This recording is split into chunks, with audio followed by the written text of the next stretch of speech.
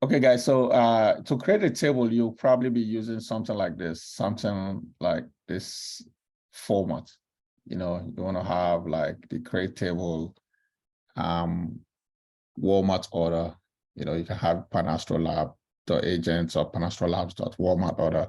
You can have your customer name, you can declare all the data types. So this here is the data type, and these here are the elements or the constraints where you can basically set a primary key and all that. Then you close it off with this parenthesis when you're done. You see, it started with a parenthesis, it ends with a parenthesis. Then you can begin to add your values in there.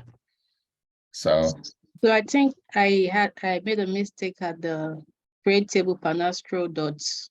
I didn't add the panastro at the beginning. I had it at the end. So I don't know. yes, yeah, it makes your table different. But you can always alter the table name. Okay. Yeah. You can always alter the table name. Yes, so let's see what your table name is. It's okay. It's all right. Yeah, it's actually cool the way you actually did it, because somebody else might build the same table and it might not be cool with same name. Select all from, this is the database name, which is more like schema. So it's like a hierarchy: schema, tables, fields, just like this is the database, or this is the server. Then we'll have the schema, this is a schema, this is a schema. Then you begin to see the tables under the schema. See, like the Panastro Labs is a schema. Then under the Panastro Lab is the table. Under the table, you now begin to have the fields. Then inside this field, you begin to see the content in there. It's like a hierarchy. So the server, the schema, then the tables, there's a hierarchy. So we have your table as Walmart orders. If we begin to type, the name should pop up. Oh, I think we'll have another table called Walmart orders. Okay. Really? Okay, let me see. Walmart. Have you altered the name already? No. Maybe you'll try to create. Okay. Someone else.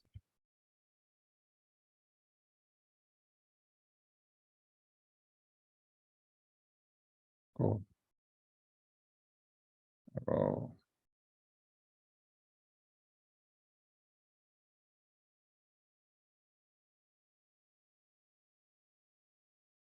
So I can close this one out. I have a large screen. Well, the reason why we normally just put limit or top is just you want to see maybe the first two columns or first two rows. I'm actually here to add values though. Oh, you don't have data in there. Okay.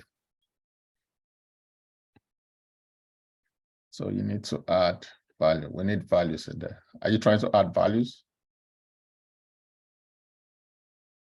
You need to. Yeah, I was trying to do it, but honestly, I really didn't understand.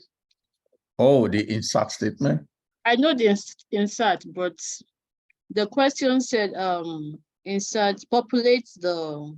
Yeah, you need to use your insert. With 15 to 20, yeah, the insert, but I don't know if it's the orders, I mean the items I'm to insert, or I don't Yeah, I really, yeah. You need to insert values in there, you need to insert values.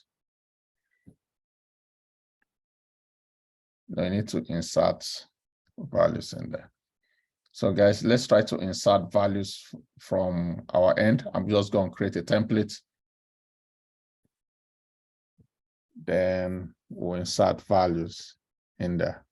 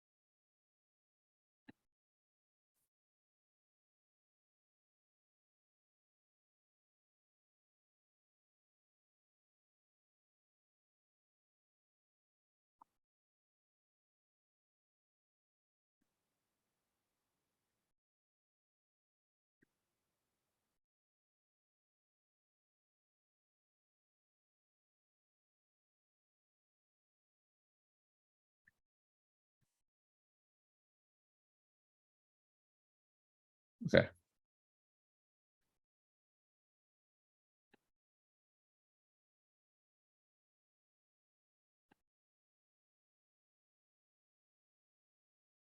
Bring the table name in.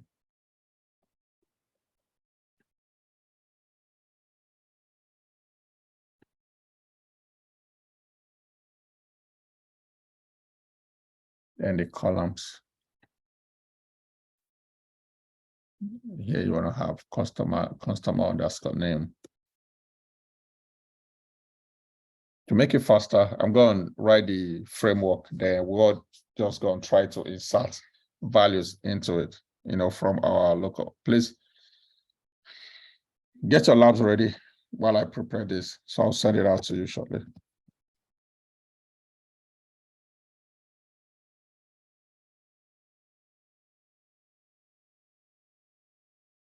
Customer name, you have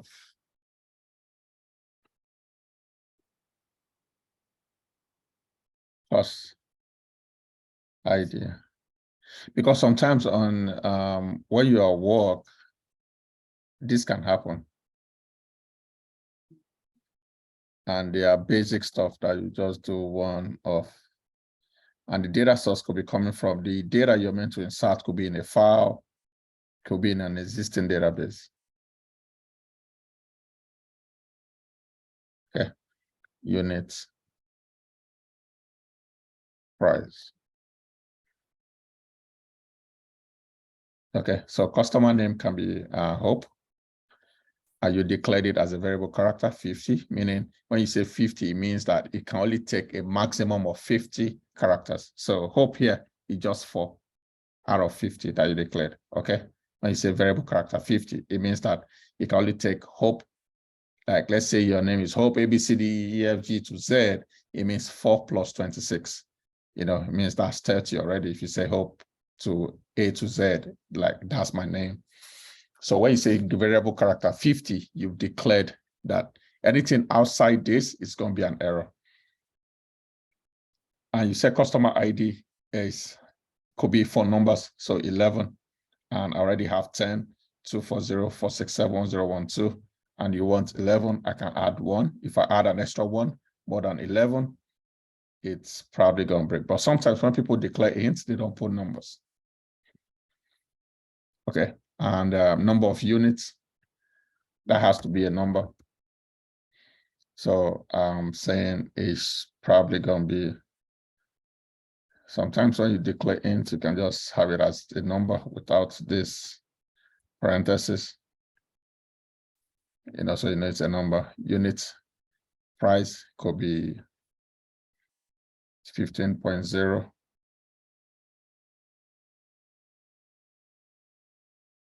10.0. So you see, just have some values in here. So let's run this. Let's start into. Always try to note for the errors. Okay, customer ID is out of range at row 1, finish query. You said int 11, 240, 467. This is 10. That is not out of range.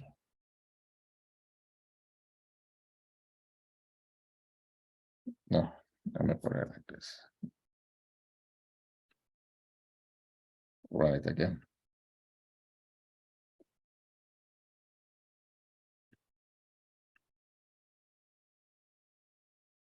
Plus ID out of range. So sometimes you can have it as a big int and then to take a number. But I didn't even specify the 11, and I don't know how it got there. I just did int, not null and all that. Maybe it's because I put a not null. Or not. Oh, not null for not null means that those cannot be empty. Cannot be empty without value. Yeah. But I didn't put those not values like 11 and all. I don't know why it's there. Yeah, it's in there now. It's in there now. Affected rows. See, sometimes you need to see this. It's on the first count, affected rows equals to 1. I'm going to send you this. So you do this. You can add more values in there. Okay, sorry. This is where I got a bit confused because in the question, it said about 15. So I was confused. Are we going 15 to do values. this 15 times or Sometimes you just do, you can do this. See, copy and paste? just do this multiple times. Okay. Just, That was my confusion. Okay. no need to get confused. Okay. I'll send you this so you to try to push some few things, change the values. Okay. Thank you. Put some values in there. I'll put in the chat. Everyone, please set your lab, get your lab ready to put these values in there. Not the same values, change the value. You need to change the values. We need some values in the table so we can answer questions. Okay, I'll pause the recording here. Okay, guys, thank you for loading the table. And at the moment, this is what the table looks like. This is current table, you know. So, and I'm sure somebody's trying to load right now, so we can still have some good values. So let me rerun so that we'll see what's going on. I'm running the whole table. Okay, so we'll have good values in there, good values, good values. You know, have good values. Okay, so let's start. Let's take the questions.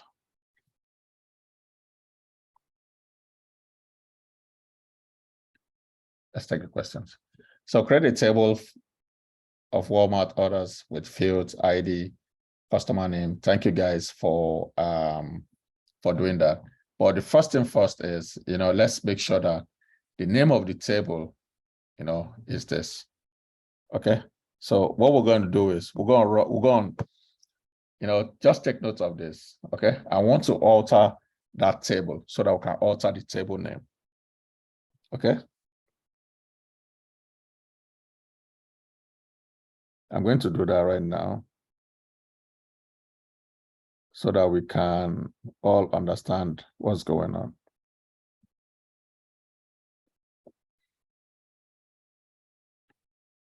And permit me to delete this, or I don't think you need this.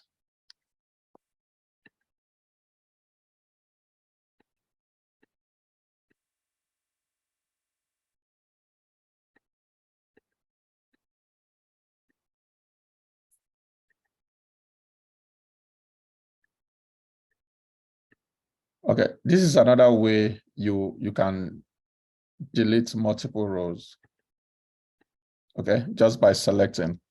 If you're using Windows, you can do Alt right click, and you can select and delete all at once. Okay. Then I can also use write at the same time on it. I can do whatever I want to it.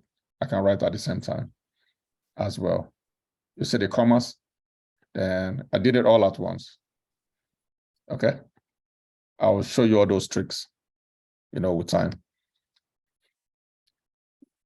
So now our question is we need to follow, you need to, when you're doing stuff like this, you need to follow requirements. Okay, you need to follow requirements. So the first thing first is we need to make sure that the table name is not in the right order. Okay, let's correct the table name. So to do that, we use the alter statement. Alter, okay?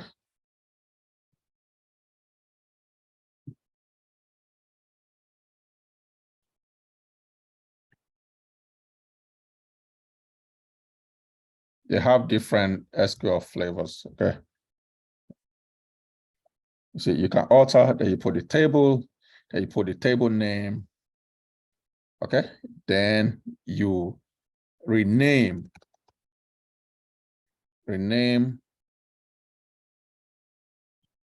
why not rename to Ctrl V to Walmart orders. Let's see what the name is. It should be Walmart orders. We want it to be Walmart orders.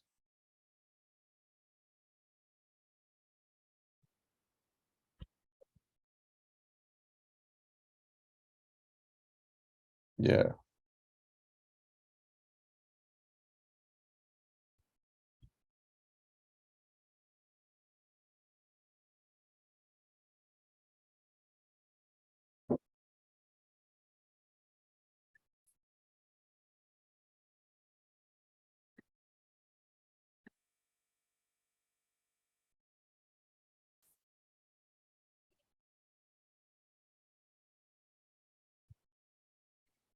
So please take note of this, okay? So now let's come here. Let's come here, refresh. Can you see? I did it slowly so that you guys will get it, okay? Yes. Should I revert it back so that you guys will do it? Yes. Okay. Okay, thank you so much. Thank you. But can we all modify at the same time? Okay, let's do it one after the other. So you make the changes. You make the changes, and it's very cool that you guys practice. Okay, so let's make the changes. We'll do it. You can do it. Change the name, then the other person will change it back. Okay. So I have reverted, but now I want to revert it back to the way it was. Okay. So you guys you can rename the table to any name you want, but we really want to make sure that according to the specification of the assignment or the project, this is more like a project because it takes us some hours to fix it. And I need you guys to get the fundamentals straight away. It's cool to have errors in your SQL statement. Also know that once you have a pencil, you also need to have an eraser. Okay, so it's just normal. So if I refresh this table, just know that when you do it, oh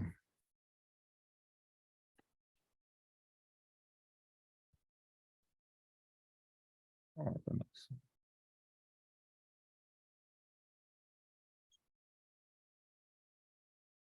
When you refresh, okay, you say we'll have you back again. Okay, so I'm going to send the query in, so you guys gonna help me. Who's going first, so that we'll take it one after the other? Who's gonna make the change first? Please note that the current name there now is the wrong name, and you want to put it in the right name. Okay, so who's going first, so that we can check if it's been done?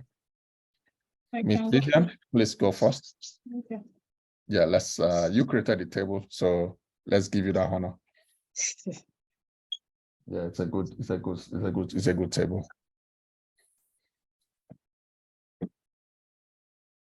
But right now it's in the right order. It's in the wrong order. Refresh, you see it's in the wrong order. Okay. Yeah, so the query I have there is the wrong one. So you need to, rearrange it. The current one you want to alter. So in the alter statement, the current table name will be on top. Okay. So the one you want to rename to will be under. Okay, got it. Yeah, so right now we have the wrong one in there. Okay. The same applies to column names. We need to also alter the column names too. We can do that, and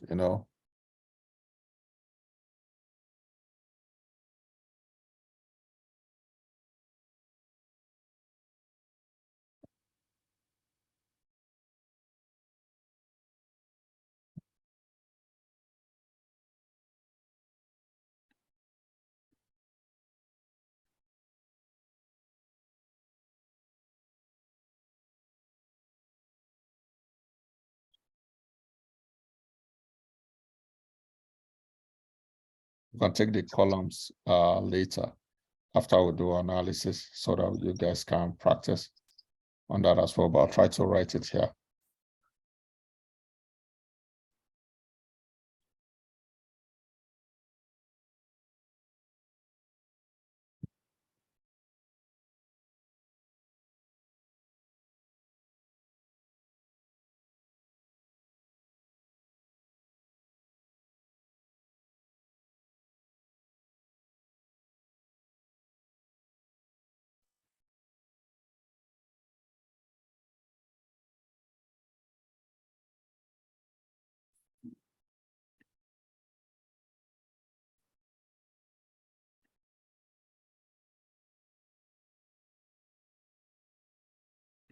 Yeah, I've done it.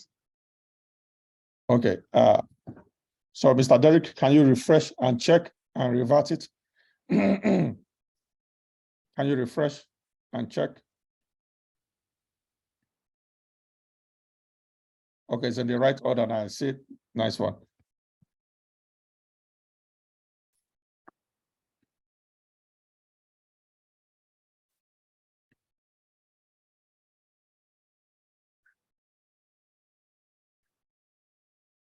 Are you there? Mr. Derek? Oh, yes, sir, I'm here. Yes. Okay, so if we need to answer question A that says highest value of purchase, so it means that we need to be looking at what? The unit price. So in writing this, we're not like, write maximum unit price as, you can have it at maximum price. And when you run this,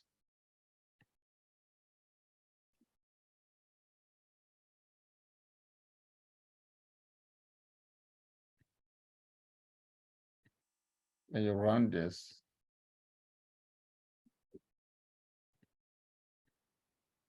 you get maximum price 25. So when I say as, when I alias this table as, you see the difference when I take this one out. When I say as, it names the column as maximum price. Okay. If I do not use the word as, the name of the column is going to be this. Does that make sense? Are you with me? Yes. Okay. That's the reason why. Yes. That's the reason why I have this alias. I don't want this column showing up. Okay, let me do it again. Let me take this one off so that you will all get it. So if I do this, oh my goodness, what's going on? I have a query that is not highlighted. This is it. So if I do this,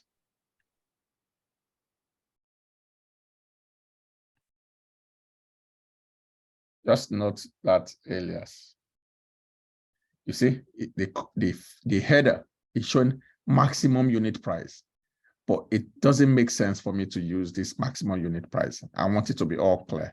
So that is when I say, okay, that maximum unit price, I want it to show as maximum price. This is what we call alias, AKA, also known as, we want this to be this.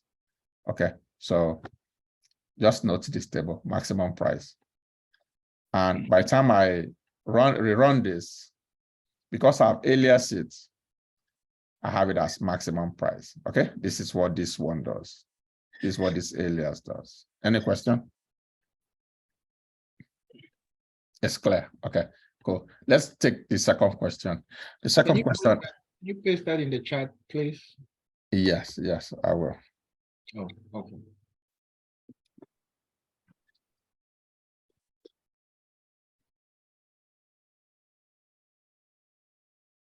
So the second question is like the opposite. It's like the opposite. It's saying highest value of purchase, lowest value of purchase. Okay, so what do you think? What do you think that would be? Mean. Mean. That's correct. So we'll have a mean, and we'll also change this one to Miss underscore price. mean. Okay, so now mean. So if I run this,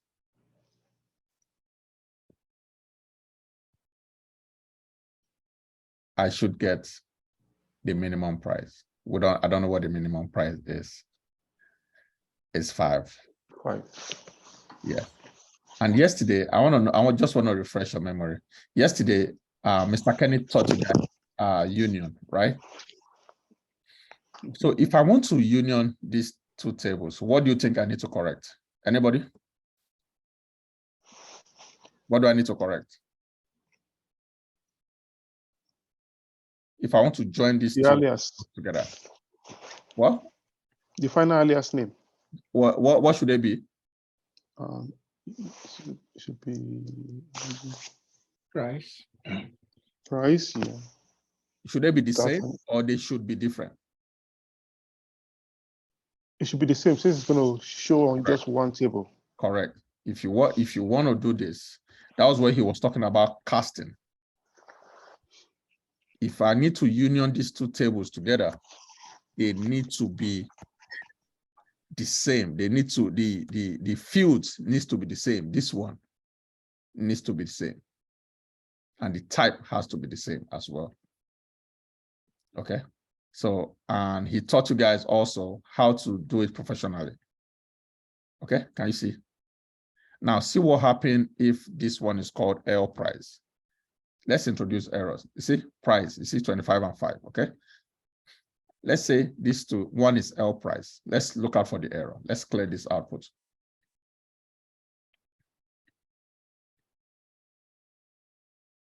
L price. It took the first one, but a typical SQL will break on this. Because why? They are different columns. Okay? So this, always note this. If you are doing a union with any value, you need to make sure that these two are the same. Okay? These values are the same. Professionally, they should be the same. Okay? So let's quickly do another thing, how we write it basically in our day-to-day. So if we want to write this, we put them in a subquery. Okay, we'll put A. Then we'll now say select all from, okay.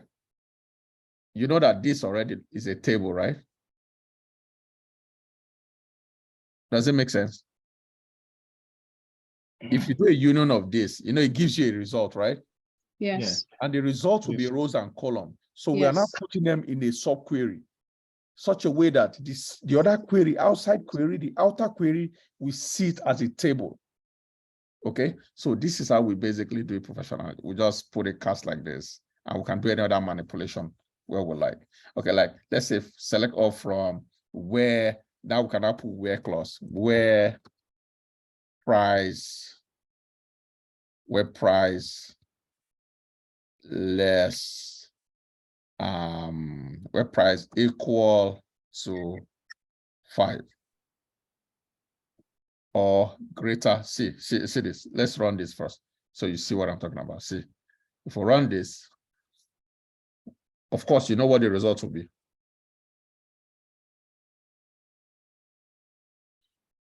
Okay, you see, L price is not known. So I need to put what? L price. You see, L price.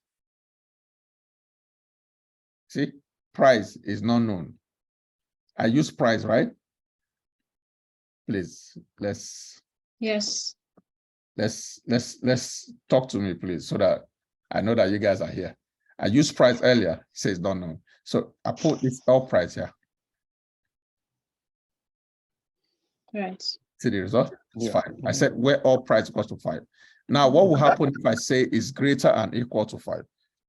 Is greater and equal to 5. What's going to happen? It will show both prices. Okay, let's see. We need to follow. Correct. Correct, to show both prices. Show both prices. So what if I say it's greater than 5? What will happen? It will show only. Shows only the highest. Okay. Correct. That is where we are. Okay. So now we can now have those two results, A and B, together. Let's say the requirement changes and Mr. Kenny wants the results, wants the maximum price and the minimum price together in one query.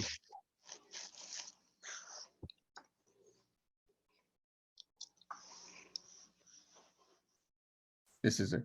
If you want it together in one query, this is how you do it. Can you see it? It's not rocket science, it's the same. Maximum price, minimum price. right? So we bring it forward. Note max gives us returns the highest, minimum returns the lowest in one query. Now it's just how many rows is going to be returned? How many rows? How many rows? Two. No, Two. no, No, three, sorry. no. The label and the values. It's going to return just one row for the result. One row for the result. One row. Leave the header. Okay. Just return one row. Always know the rows are where the results. Okay. The results. We're gonna return M price. It's going to return M price and L price. Just one row. Okay. Note. One row. See? One row. Okay. Yes. One row. You see, when it returns two rows is when you have 25 and 5 under. See, one row. Two columns. You see, return one row. This is a row. Two columns, one row. Okay, remember, table is rows and column. Rows is like this, the vertical. No, sorry, column is the vertical. Rows is the horizontal. Okay, rows, horizontal, rows. Okay, those are the basics. Okay, I'll try as much as possible. When we answer questions, we'll begin to talk about some other basics that align with what we do. Okay, so I'll put this also in the chat. Let's take the last one, the last question.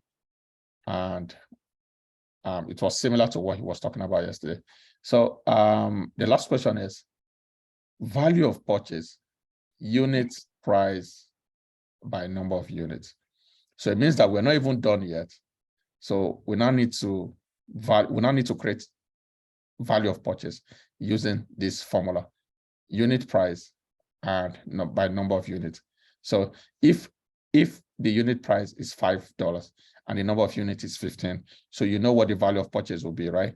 It will be 5 times 15, right? So and he said combine results in 3A and 3B as one output. Mr. Kenny, where do you get these questions from anyway? Yeah, you're testing me, huh? Okay.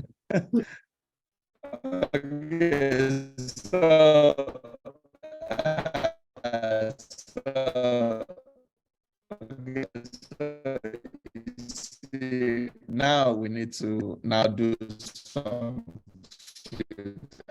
They will see it anyway. So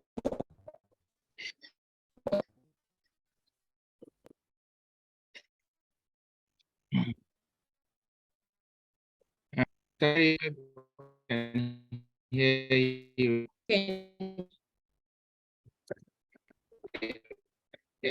Welcome back. Can I share him? It looks like he's trying to share.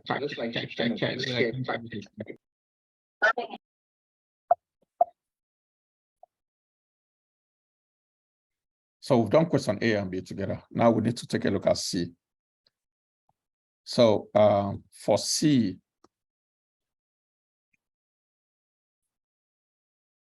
we need to consider the value of purchase, okay? We're going to have this and that, okay? So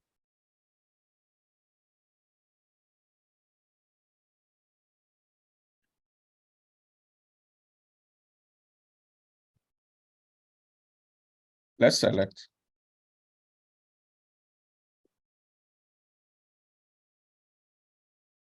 And from the table, we need to always reference that table, okay? We need to always see what columns we have in there. We have the number of units and price. So we now say select. You can put it in parentheses. Say number of units times unit price, okay, as value. I'll call it, let's make it easy, camel case, purchase value, okay, from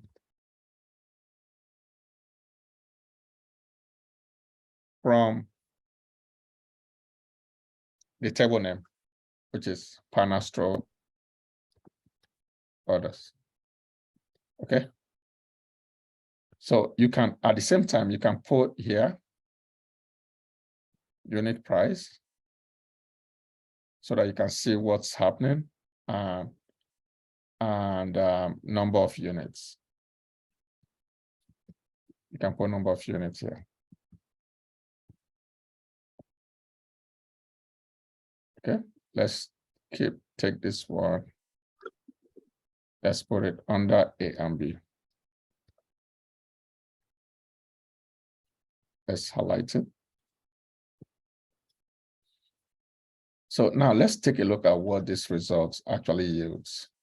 So you can see I have selected the number of units, unit price, and also number of units. Then we alias this as purchase value. I've explained why we need to use this so that we don't have this as the name of the field or the column. Okay, let's just run this. You can see, let's take a look at the simple mathematics there, a very simple value that can give us something that you can relate with. 5 times 11 is 55. Do you understand? 5 times 11 is 55. Are you with me? Yes. Yes. So 55 is from this multiplication, number of units times unit price. Okay. Yeah. So also take a look at this purchase value. You see that header is called purchase value. Last column. Can you see it? Purchase value. So now, Mr. Kenny, in his analytical mind, is asking for something more. He's not saying combine results in 3A and 3B as one output. Okay?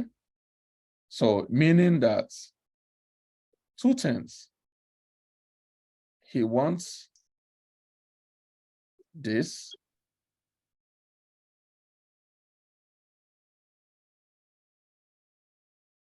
He wants this and this.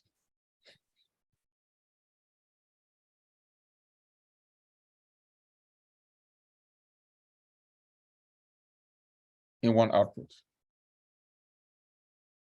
But it's going to be a complex exercise.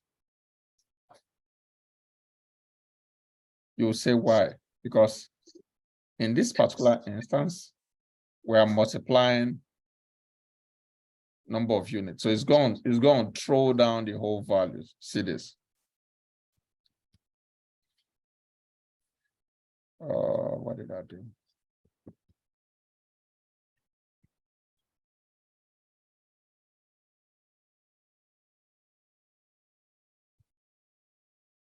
But we can still do it anyway.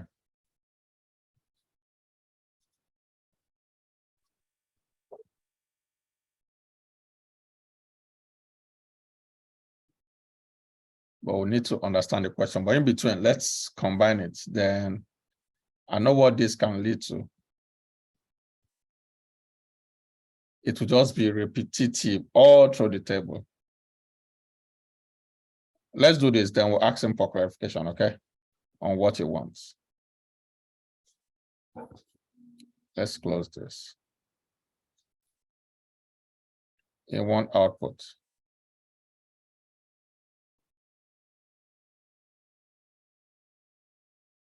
So we have maximum unit price and we have minimum unit price. And number of units times purchase value, okay? From, now let's see this.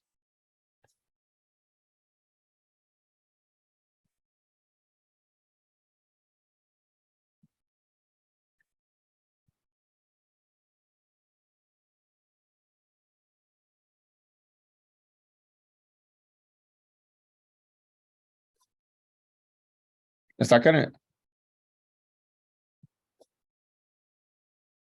Mr. Kenny?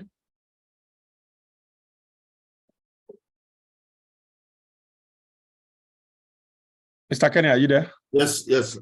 Is this what you want? Okay. Or you want? Actually, that's third column, the purchase value Yes. to be derived. So Derived from because this one is derived from this so one. we should now, instead of that, we should now have unit price, purchase value. So from the original table. So we now pass that one maybe as a CTE of subquery. Okay. So we now get the maximum of that. You want the The maximum minimum. of the purchase value, right? Yes, the maximum, the minimum of the purchase value. Okay, awesome. Okay, I love that. So It's like Mr. Kenny forgot we are students. yeah, because now it doesn't make mathematical sense. So 5 times 25 will not give you 180. Yeah. So now see this. So what he's saying. That's why I say his questions are always tough. Where are you getting it from? And he's not reading it from any text. He's always ready. So now we're going to have this as a city with purchase value. He wants that city to be called purchase value as this. Okay, so we are not selecting select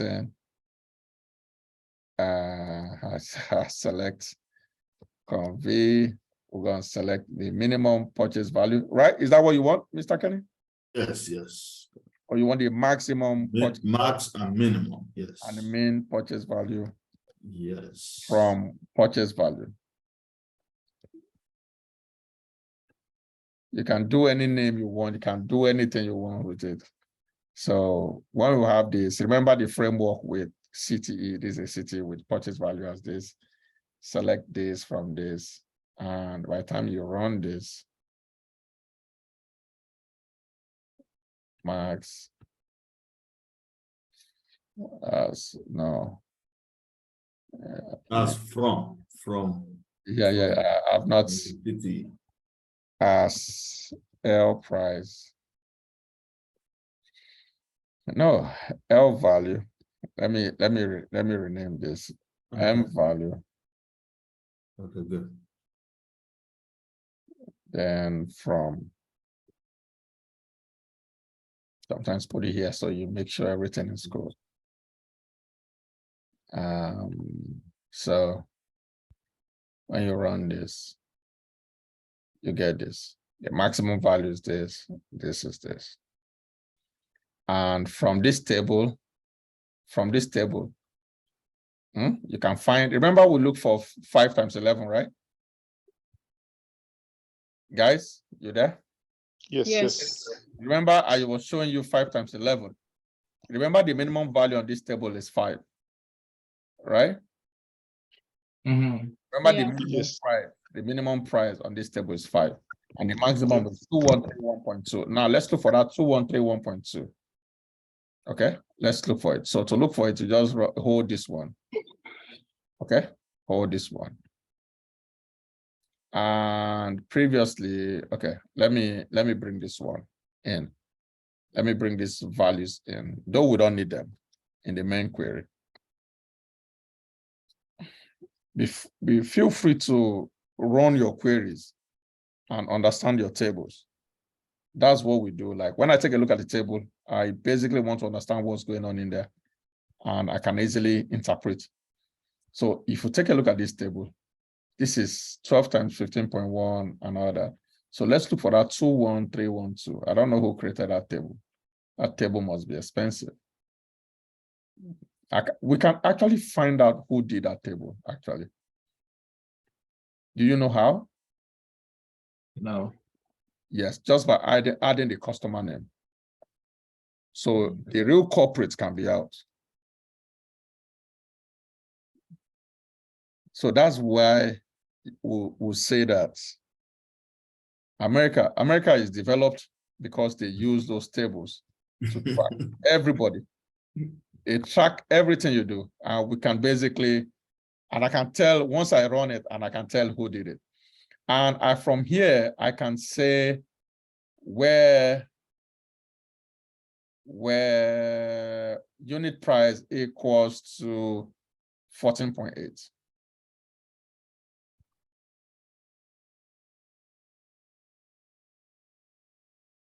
So if you're the person, I suggest you. Huh? I say, oh no.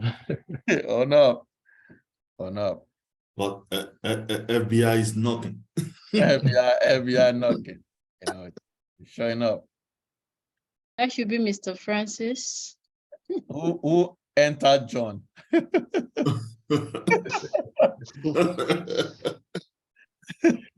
Mr. Francis. Who entered John? It sounds like it's coming to my direction, sir. Oh, yes. I think so. You were the one that increased your values to 144, 12. Yeah. I saw you doing that on your screen. Okay. Well, you see, that's how basically, you do your tables. You want to like find out what's going on. You do a lot of stuff with your tables and you find meaningful impact into it. Okay. I'm going to share this query with you guys and we're also going to save it. You guys feel free to play around it, find insights, and the other one we didn't do was rename. Once we run those customer ID, the customer ID is going to change and you might need to query it again, like this one. If we run this, if we run alter columns, we want to change this customer ID. There are so many questions to this table. This table is a great table, trust me. It will help you more than you think. No business ever survives without using this table in real life. No business. They all must work with a table called orders, revenue, request. They must, and they are always complex tables. If you can fix it, that's it. So if you run this, and you will see, if we refresh this is the column we change, cost ID. Okay. Sorry, Ms. Vivian, we're changing your table the way we want. We're very sorry. That's no problem. We're very sorry. Okay. So you see that we have updated our table to customer ID. So it's no longer cost ID. Okay. So guys, feel free to play with all this. Okay. And I think we've been able to answer all of Mr. Kenny's wicked problems. Thank you, sir. These are wicked problems. Yeah, so let's take a break. We're almost there. Let's take a break. Are you putting this in the Google Docs? You want it in a Google Doc? Okay. No, I was just asking. I'm just asking. Well, I can copy and paste it there. Yes. Okay. But we always save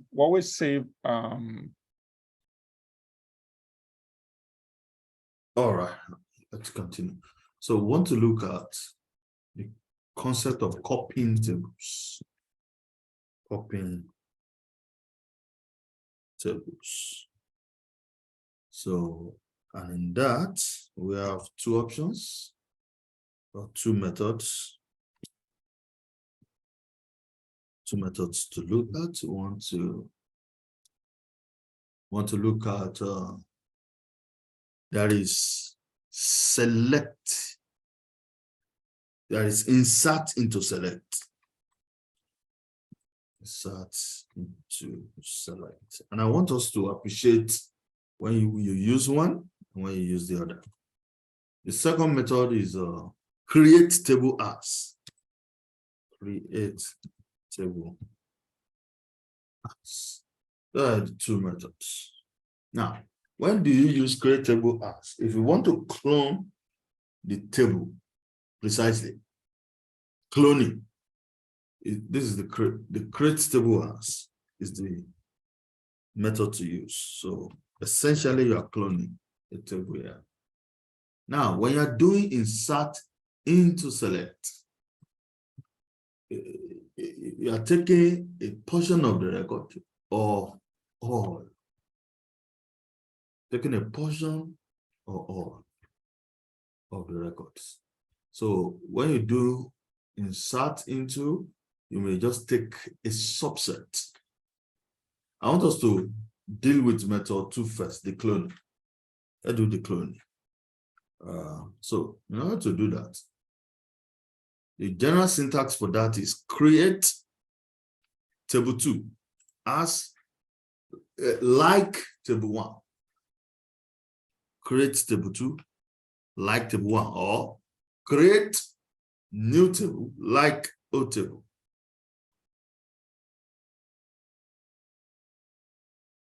So the syntax may be a bit different from different flavor, but it's in general. Now, for the illustration, we're copying Walmart orders. So we want to create another table, clone this table. So the statement goes thus. We say create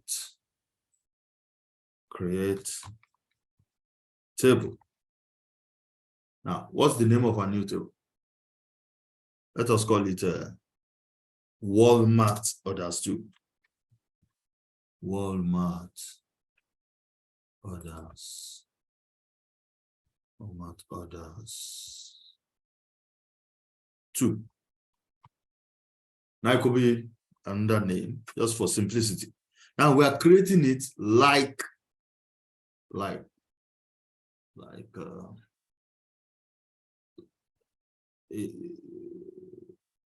it's not compulsory we use capital letter for the keywords, but you know, our environment is already using color. So we can like, we are creating this table like, sorry, I did caps lock. I want to be consistent. Like what? We are creating it like the original table. And what's the original table? The original table is Walmart orders. So, you know, you terminate the query with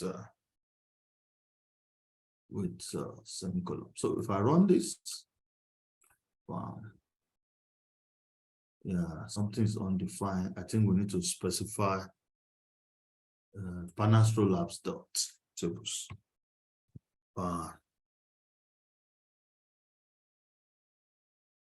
Panastro Labs.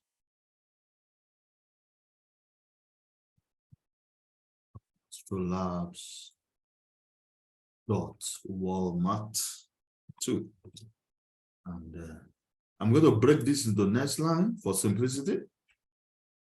The interpreter does not need to be in next line.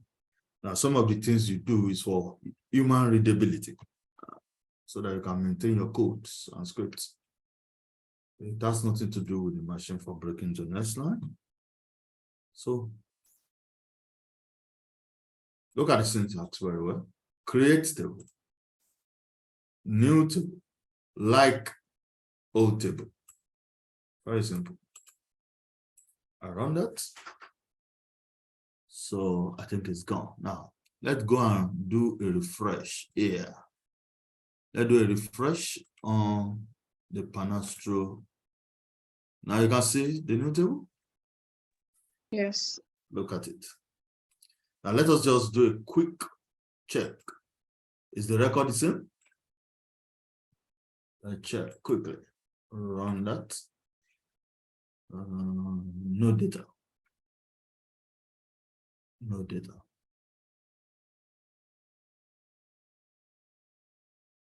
Now. Is it So, because? Okay, you're saying something?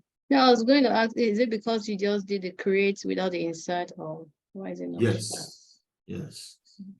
What you clone is the structure of the table, precisely. So most time, if you now want the record, you now follow with insert. So we can now insert into. We're going to do insert into now. Don't save that. Remove that. Okay. So let me. So we have the structure. We don't have record. But now I want to populate Oh, sorry. table. Excuse me. Sorry. I was noticing something here. You did create table. You did not put the as. Could it be the reason? If you are cloning, you need the as to have the Yeah, exact yeah, yeah. table. There's another. Okay. There's another. Yeah, variance. let me clarify that part. Okay, Ms. Right. Vivian, when you use as, you Yeah. are taking the values from that table. So Okay. you have that the values in that table would be populated into the table you're creating. Yes. So yes. when you use like, you're only taking the schema. Okay.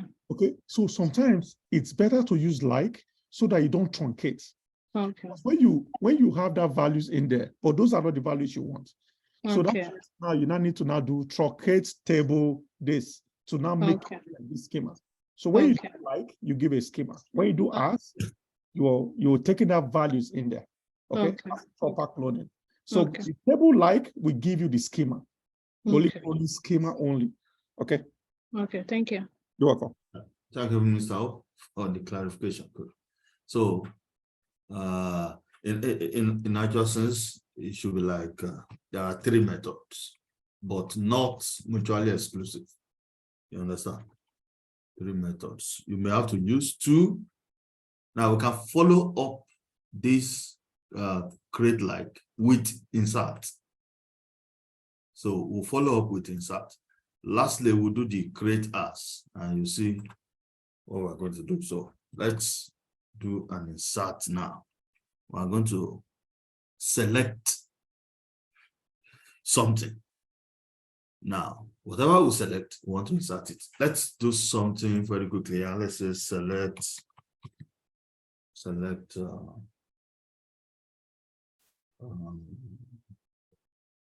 all from an Astrolabs dot Walmart orders. Let's say limit to. Now your select can have any filtering criteria. So let's just look limit 5 for some simplicity. Now I want to see this. Now look at this record. Now we want to take this record into Walmart 2.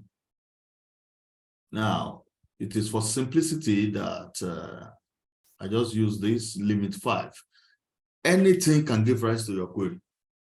It could be as a result of any analysis that you are looking for most loyal customers, frequent customer, you want to do Black Friday. There could be a lot of criteria that will inform generating some set of record, and you want to pour it into another table. You've already created the table, the structure is the same, but the record needs to be filtered. So that's why we don't want the clone. So you understand? If you understand? Yes. Okay. Yes. So these 5 records obtained by any analytical method, we want to pour it inside. So we'll do that now. The syntax is select into insert.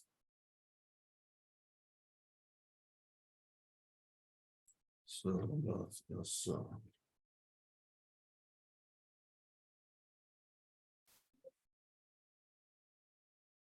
the moment.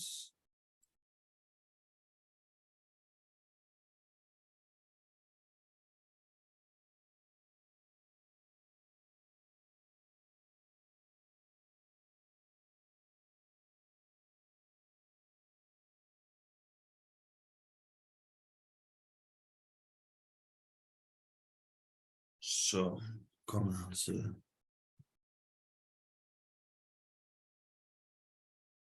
What to do with this there? What is this?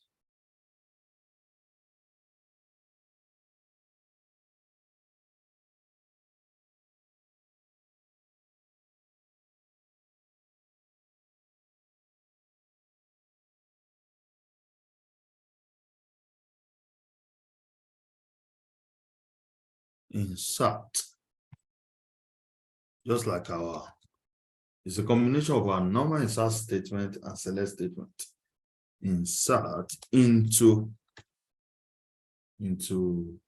that second table that we created. That's schema. So Panastro labs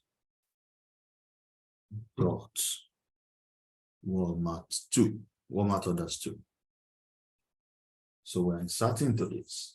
Now, at times we're going to modify this in a bit. You can have variants of the number of columns you want to take in. So I'll start with the simplest mode. So insert into the table, that's the target table. What are we inserting? Now look at what we did when we were populating table here. I just want to show you in principle. Look at it. You insert into. Now,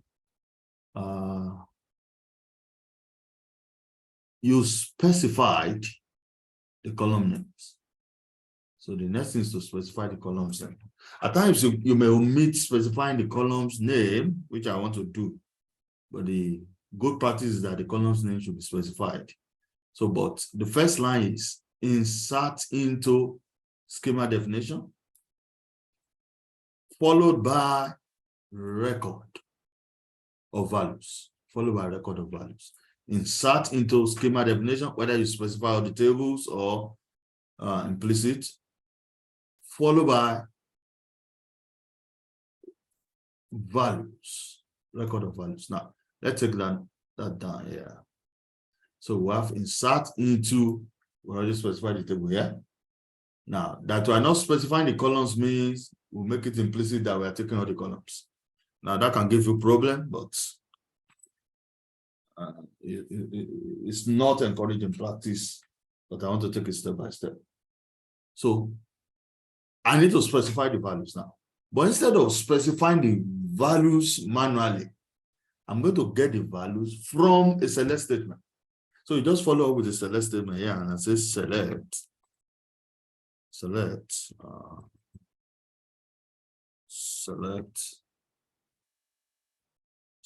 all from this our query. I just want to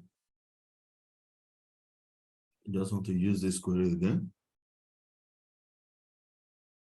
That's 5 records. That's 5 records. Just insert followed by select. Paste. Oh. I always have problem with this paste. So let me try. Control V would do. Okay. Control V. Okay, I'll try that. It's not working. Control C, Control V. Control C to copy. Okay, let me try. Control C. Then Control V. It's just not working. Yes, I maybe think because, yeah, there's Mac. I think keyboard, in Mac. keyboard Windows Mac Compatibility, yeah. compatibility, yeah. So Yeah. it will have been Control V. Use Can you paste it in the chat? and let me just type. It's not much. Okay. If you paste it in the chat, put it there. Select all from Panastro Labs. We are taking from the first table, original table, as Walmart orders, limit by 2. I told you limits to 5. So let's run this query. See what we have. Okay, so let us check our Walmart orders 2 now. Do we have anything inside? You know, initially there was nothing. Now select all from Panastro Labs dot Walmart 2. So what do we have inside now? I will run that. Yeah, you can see we have our 5 records. Yes.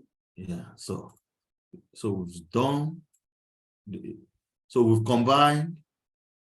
Let me clean up this. So we've combined this and this. In fact, it's better we put it in order. We use create. We did create like. We did create like. Then we follow with insert. Okay, let me use title case. We want to create like. Then we follow with insert into select. These two combine together. The idea of that is that you create your schema, clone your schema, then you have control over the set of records that you want to move in by following these because your select statement give you the filtering control. That's that. Okay, so the third one now, let us just deal with the third one. We're just going to create a Walmart orders 3 now using the create as. Understand? So Yes. just create, let's come down.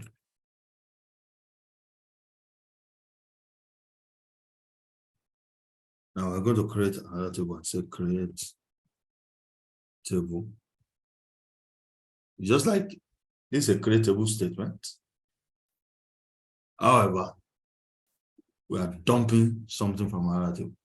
So say Canastro Labs. Like I said, we're going to name it Walmart orders 3. Walmart orders 3. I just copy them. So that's the new table now. As what? As what? As, yeah, you can do a little bit of filtering using select statement here as well. You can use select statement to just make a little modification. Say as select, or just dump everything. Select all from Canastro Labs. Canastro Labs dot the original Walmart orders.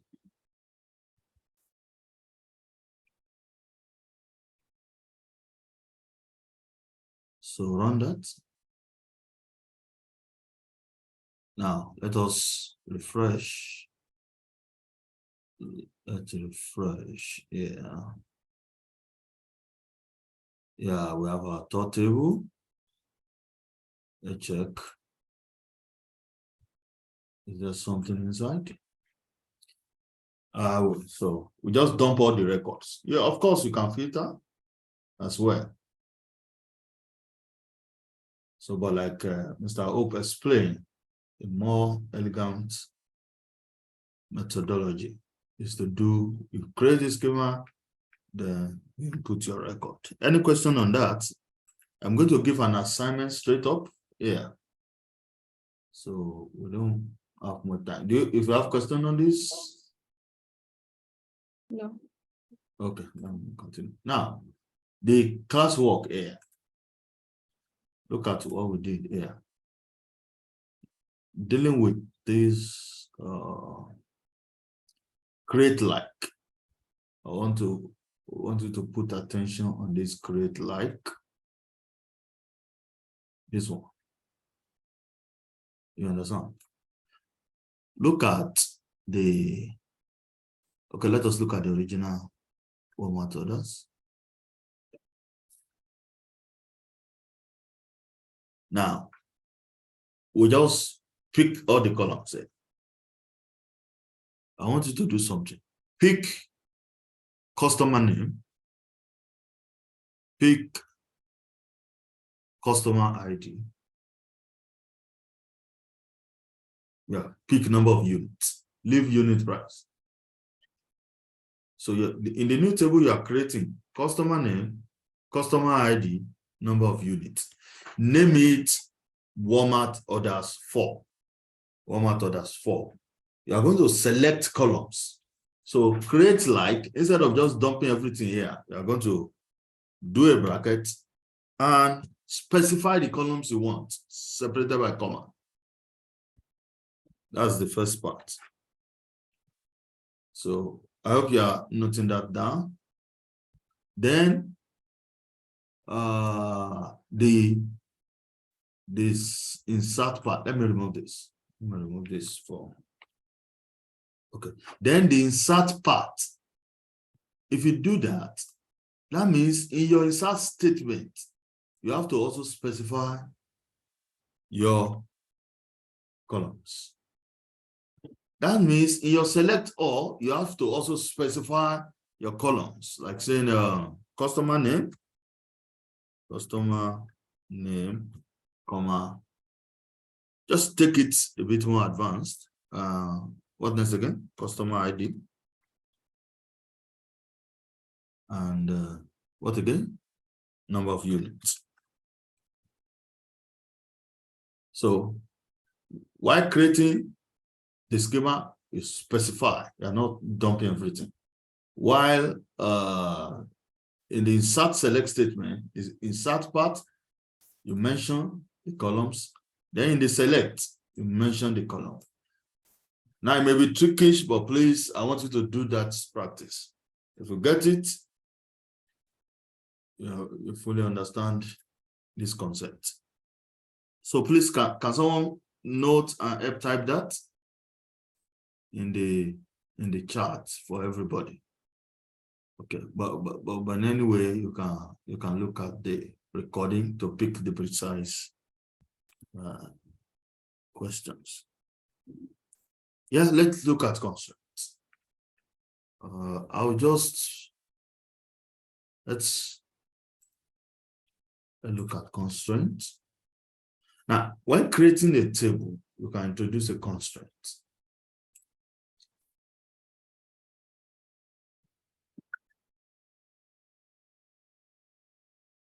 Can introduce constraints.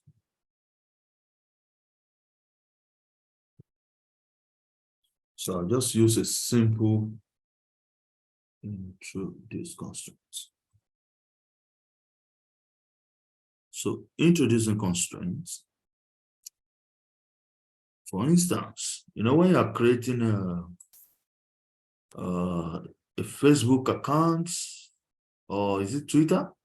That is restriction by age. So let's just take something simple. Let's restrict something with age.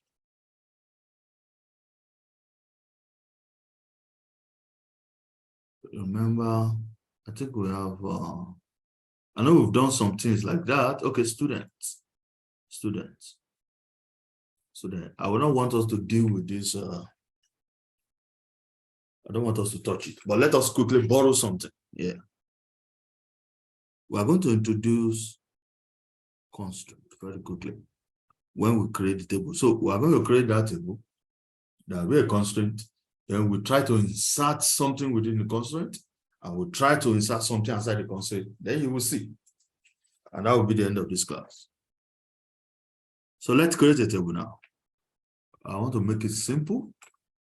Create table. Sorry, I don't like this caps lock all the time. Create table. Create table. Just a moment.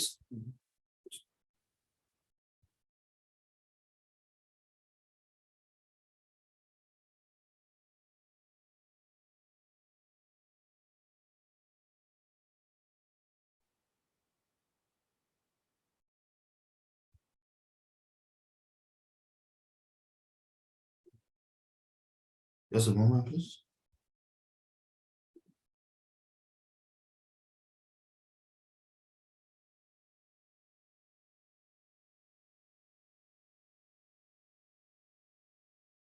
All right. Sorry for taking that time. So create table, students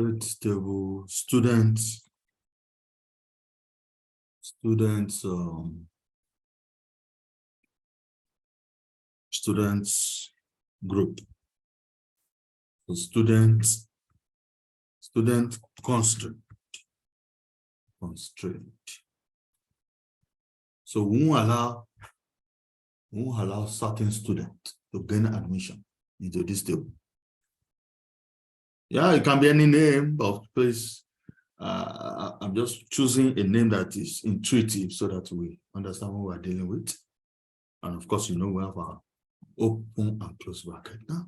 So what do we want? Let's do an ID. So we say student ID, student underscore ID. So what's our data type for ID? Like we can just copy a few things, yeah? Int. So just do an int. Just do an integer there.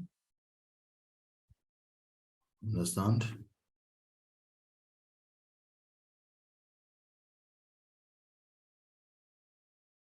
Int of. Okay, I think we have int of 11 there. Comma. I don't want too much. Let's do name instead of first name. First name will be fine. So just to illustrate, first underscore. Yeah, it's a varchar, right? So just a varchar. What did you do there? 20. Varchar of 20. Oh no, something went wrong. Okay. Comma separated. Then age. Instead of putting date of birth here, we can do a constraint on date of birth as well. But age, I just want something linear and simple. So I'm using age. Age, so it will be an integer. We're not going to accept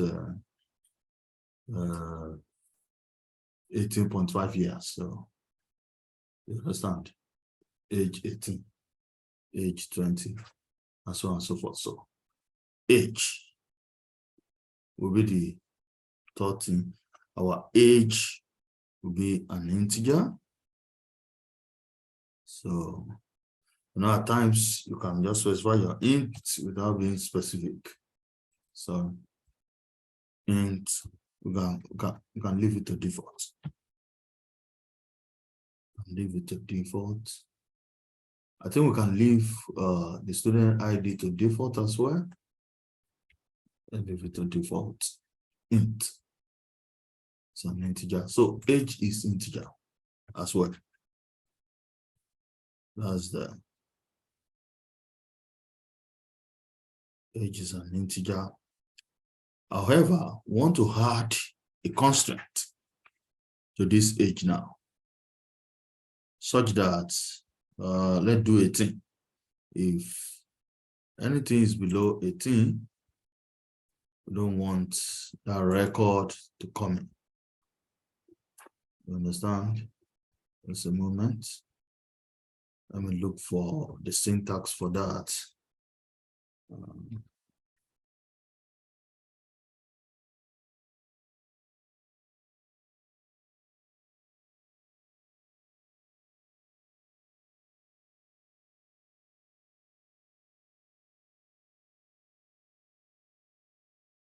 So the check constraints, want to check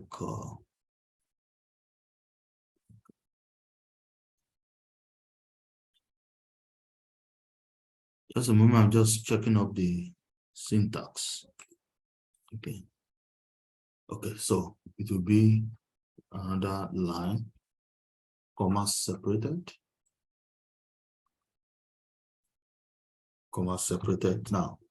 So I'll now put the check as a statement. So we are checking what? You specify the logic. We are checking age. And we'll say it should be 18 and above or 20 and above. As the case may be. So we do greater or equal. Now, if you don't want people that as old as something to come in, then you do less than or equal to. But he will say no, minimum age. So if I do minimum, greater or equal. If you want to set a maximum constraint, of course, you flip it, it is less or equal. So let's do greater or equal 18 here. And of course, you know, your ID, you can force other constraints here. You know, we have done some of these things before, but I'm just emphasizing them. So range, this is like a check constraint for a range. But you won't want your ID to be empty. You don't want someone to bring in a record with an empty ID. So you can force a constraint here. And that's how we got our usual not null. Just say no, this must not be null. So if you attempt to put something null as ID, it will not enter. Also, maybe you want to say, no, now I don't want somebody with empty name. So an empty name won't make sense. So maybe you want to impose not null here. That's what. So those are different kinds of constraints. Now you can define another constraint called primary key constraint. And you say student ID is a primary key. I don't want to do the two simultaneously. So just like we did the age check there, you understand? Primary key. Just to do that, you just specify and say primary key. That's the keyword, but we're not going to use that. That's a primary key. Okay. Student ID. Say it. Now, what does that mean? What it means is that no two students will share ID. So you can force a primary key constraint, that is no duplicate. Now, something very important is that you can do a combination of columns in primary key. You can say no two people must share first name. I'm not going to run that, just follow me. You said, okay, no two people must share first name, last name, and middle name. You can do something like this on a constraint. So just flexible. So let me remove that so that we create our table. Then we demonstrate that you cannot put in something less than 18. So let's do that. Run. So we have our table. Let's refresh. Panastro Labs. Refresh. So do we have? Oh, no, I don't think the refresh succeeds. Refresh. So we have our stuff there. Student constraint. Students constraint.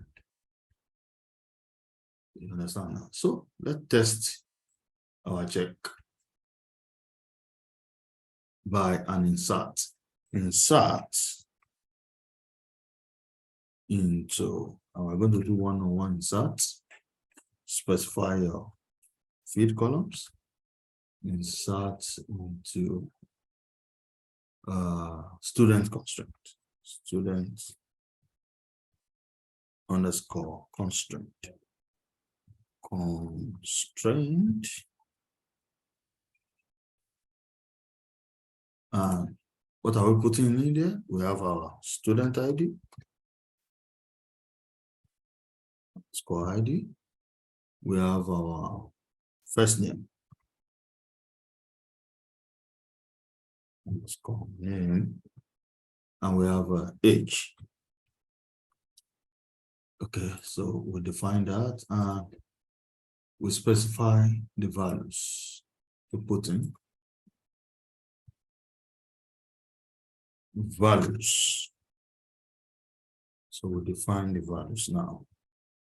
I'm going to do it one by one so that we won't do multiple inserts, so that we know the one that fits. So student ID is an integer. We don't need to quote it. It's an integer. Sorry about that. So let's just put 1. as our first record. First name is John. Oh, okay, John. And age, I put 20. Let's run this quickly.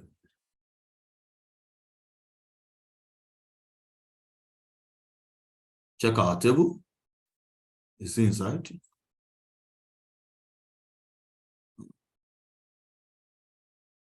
You can see John there. Okay. Now let me clear our output because I'm expecting error now. Now let's do another one. Let's say 2. Then let's put 17. Yeah. Yes, okay. Instead of John, of course, there's no constraint on the first name, so it will allow that. Let's say James. So let's see who will gain admission. Now, can you see? Error. Look at that error. Unknown code. Constraint 1 failed. So we failed on that constraint, or the record failed on that constraint. So we cannot enter. So let's do 15. And run again. Just to demonstrate that. Then I'm going to demonstrate null next. Did it fail again? As expected? Yeah, it failed. So let's just change this to 18. 18 is the threshold. We expect 18 to come in. Run that. That's our threshold. Yeah, that's good. We have that in. So just check our table here. You can see 18 comes in. Now, let's put nothing. Let's put nothing here. There are several ways to that inserting nulls comes into place when you're dealing with SQL. It can happen in a lot of ways. So the essence of what I'm illustrating is for you to appreciate the concept of constraint. A null value could come in explicitly, depending on various flavors of SQL you're dealing with. So at times they write it in capital letter. So most of them are not case sensitive, but I think Oracle, there's a way you can turn it off, but there's a certain mode is usually case sensitive. So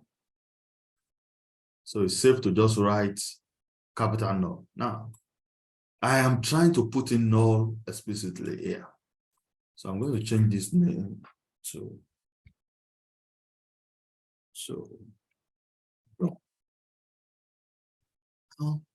let's try and put this in.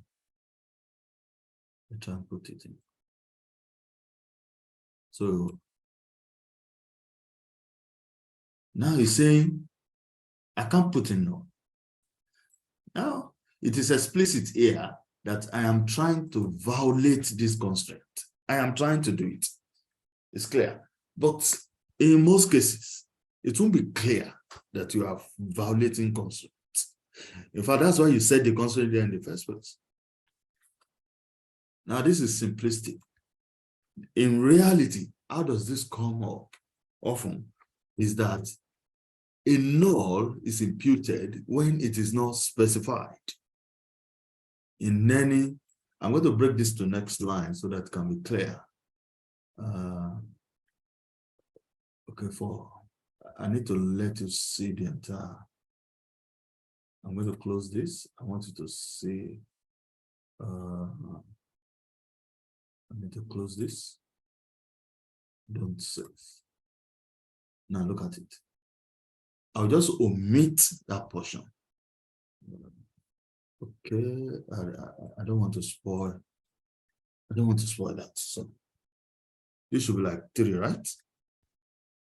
So please, let's keep that query. Now let's do something that will fail. Insert into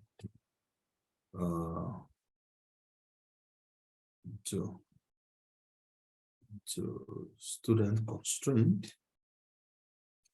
That should be into Panastro Labs. I don't know why it allows or not mentioning the schema name there, but student constraint. At times, the default schema could be selected. So we have now we are omitting student ID. So we just do first name.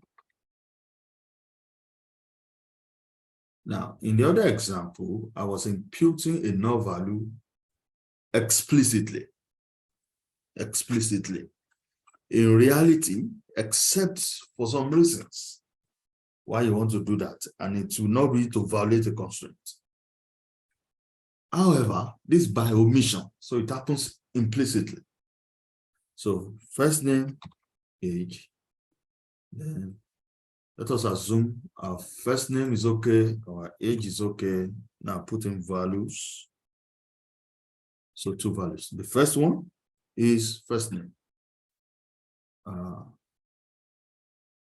So put down and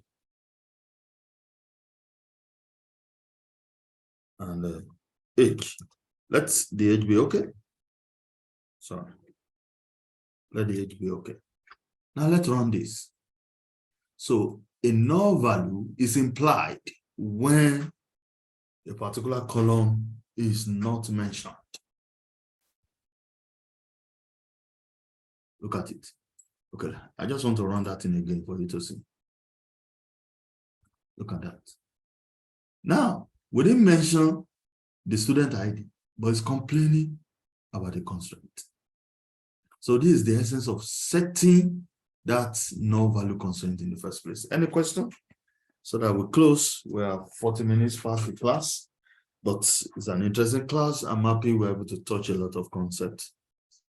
I just spend the next 1-2 minutes if there's any question.